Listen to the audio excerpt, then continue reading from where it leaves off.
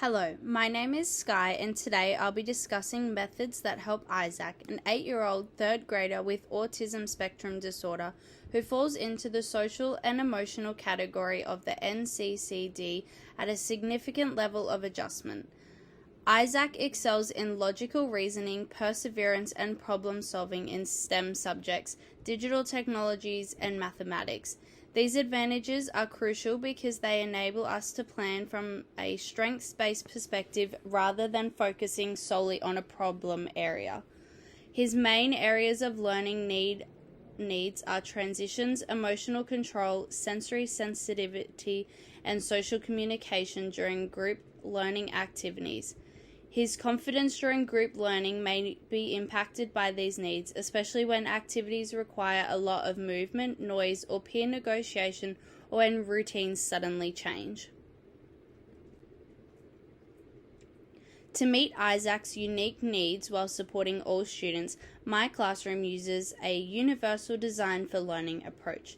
To reduce obstacles before they arise, I proactively plan the physical setting, daily activities, and educational opportunities to minimize uncertainty and facilitate more seamless transitions each day. Starts with a visual schedule and a standardized lesson plan. Throughout the days, self-management and transitions are supported by visual timers, a peaceful regulation corner, and flexible seating options.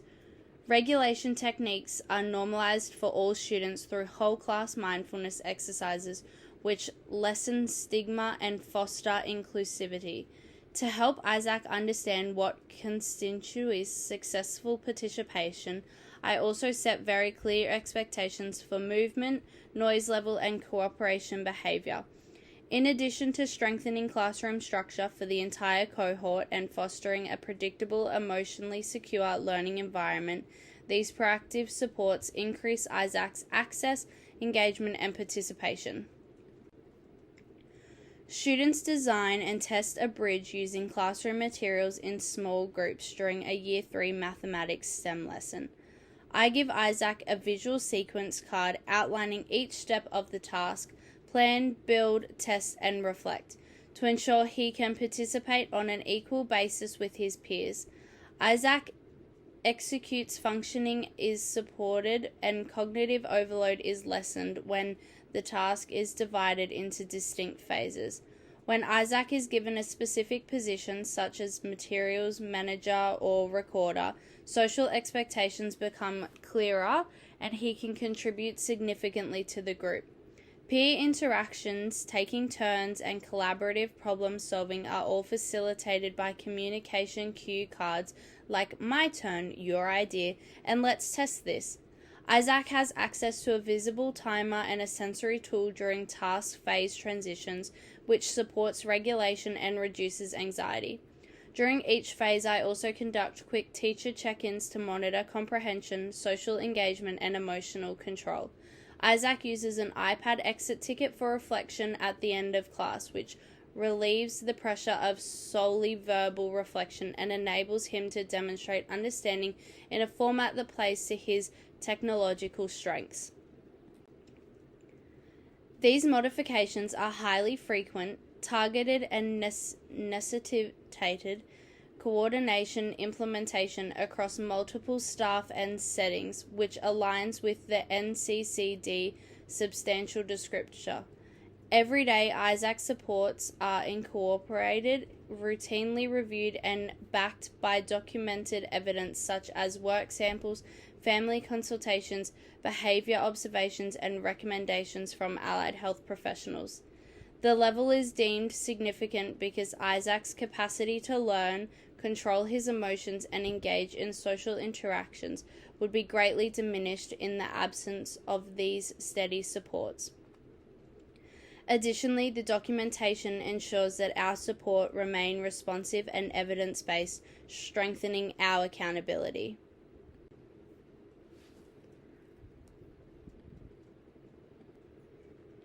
To ensure that Isaac has equal access to education as his peers, cooperation is crucial.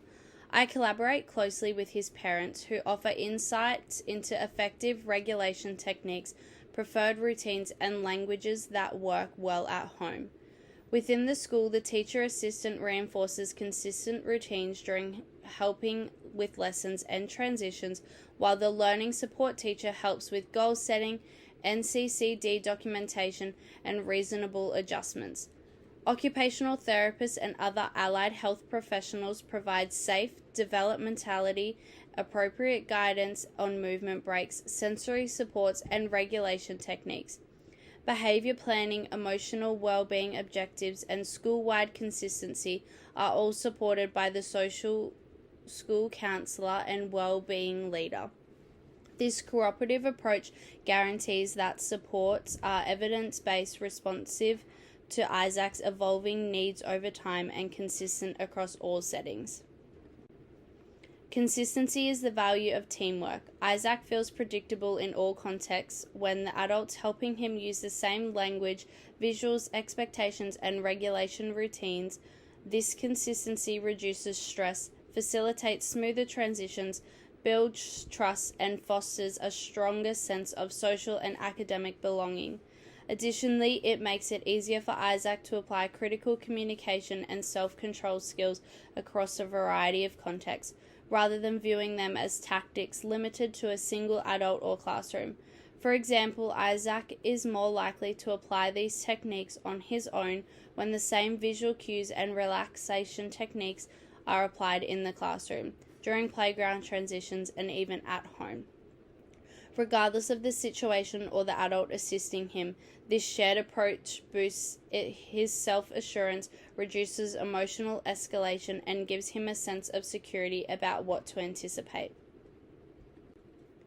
The most important professional learning lesson is that explicit instructional design, strength-based planning, and consistent cooperation among all the adults in Isaac's support system are necessary for his success.